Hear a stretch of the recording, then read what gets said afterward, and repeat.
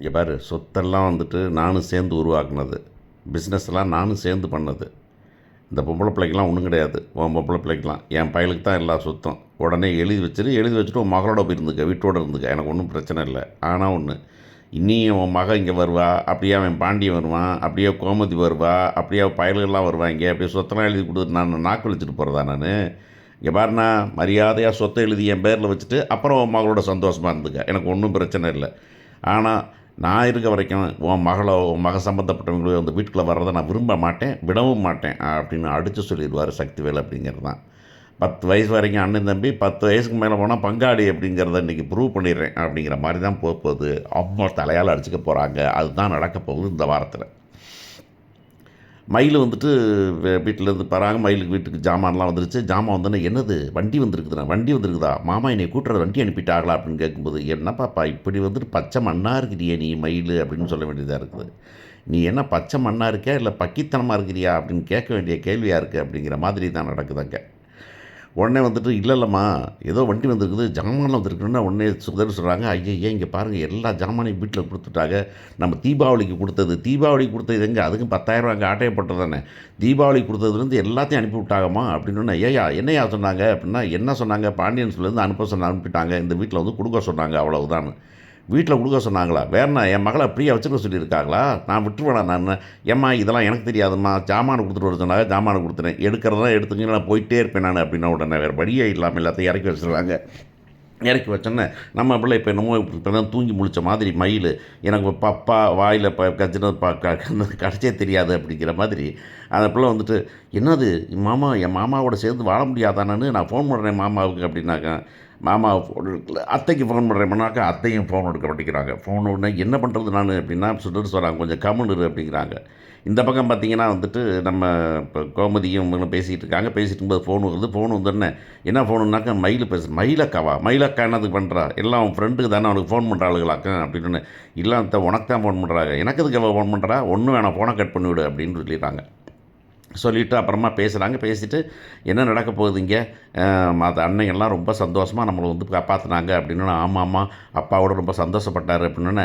அப்புறம் அந்த லெட்ரு கொடுத்தேன், என்னாச்சுன்னா லெட்டர்லாம் படிச்சுட்டு அப்படியே நேற்றுக்கு நைட் கூட மனப்பாடம் பண்ணிட்டு இருந்தார் நைட் போகிறான் அப்படின்னு.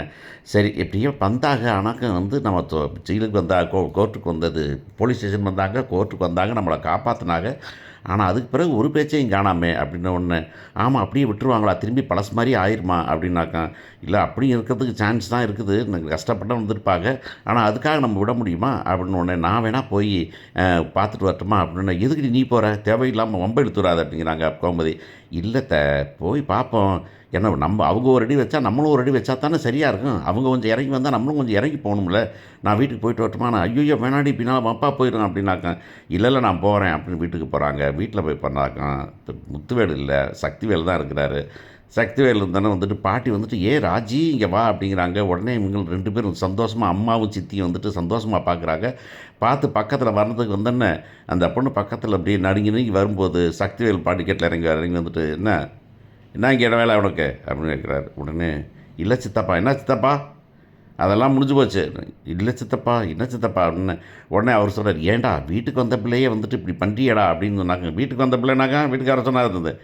என்னடா என்னதான் இல்லைன்னா வந்துட்டு நம்ம பிள்ளை இல்லை, நான் போயிடுவேன், நம்ம பிள்ளை இல்லைன்ட்டு தானே போனாளுங்க, அப்புறம் எதுக்கு போகிறாங்க. இன்றைக்கி அவள் வருவா, நாளைக்கே வந்துட்டு அவள் கோமதி வருவா, கோமதி தானே பாண்டியன் பின்னாடியே வருவான், அப்படியே வந்து பண்ணிக்கலாம் பார்த்துட்ருக்கீங்களா, அதெல்லாம் முடியாது, வெளியே போ அப்படின்னு சொல்லிட்டு சொல்கிறாரு. இந்த பொண்ணு நினைக்கி போது, என்னடா இப்படி சொல்கிற அப்படின்னு முக சொல்கிறாங்க, வடிவு சொல்கிறாங்க. என்னப்பா அப்படின்னு. என்ன தம்பி அப்படின்னா, என்ன தம்பினா என்னது, உங்கள் மகளோட குறிச்சி வச்சுருக்காங்க, அதெல்லாம் முடிஞ்சு போச்சு. சரி ஏதோ கஷ்டப்பட்டாங்க, நம்ம வீட்டு பிள்ளைங்க, பொம்பளை பிள்ளைங்க அசிங்கப்பட வேணாங்கிறதுக்காக போனோம், அவ்வளோதான், முடிஞ்சு போச்சு, கிளம்பு வெளியே அப்படிங்கும்போது முத்துவேல் வந்துடுறாரு. முத்துவேல் வந்து ஒன்றும் சொல்ல முடியல. அப்பா அப்படிங்கிறாரு. அண்ணே வெளியே சொல்லிட்டேன், வெளியே சொல்லிட்டேன்னு அவர் பேசாமல் கம்முன்னு இருக்கிறார். அங்கிட்டு போயிடுது, அந்த பொண்ணு அழுதுகிட்டே போயிடுது. போன ஒரு இருக்கிறார். என்னடா பண்ணிகிட்டு இருக்கேன் நீ அப்படின்னு கேட்டார்.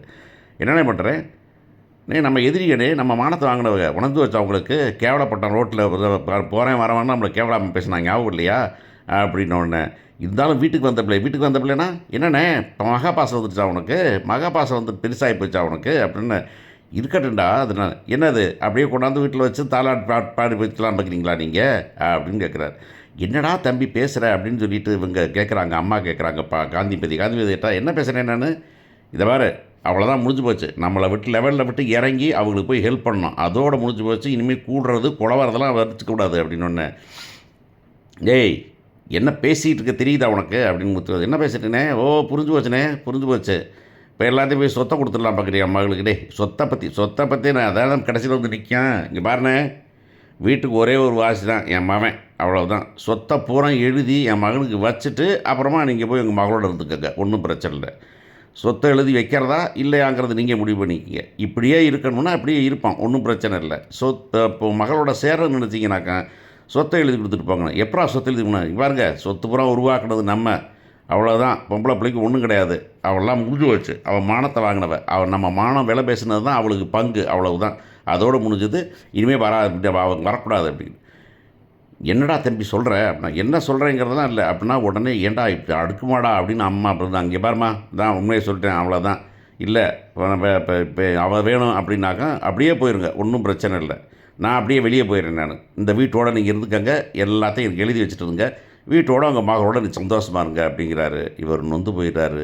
வடிவு அலறாங்க. ஏங்க உங்களுக்கே நியாயமாக இருக்கா அப்படின்னு அவர் கொண்டாட்டி கேட்குது சக்திவேல். இங்கே பாரு, நான் சொல்கிறதான் நியாயம், அவ்வளவுதான் அப்படின்னு சொல்லிட்டு போயிடுறாரு. என்ன நடக்கப் போகுது அப்படிங்கிறத பொறுத்து பார்ப்போம்.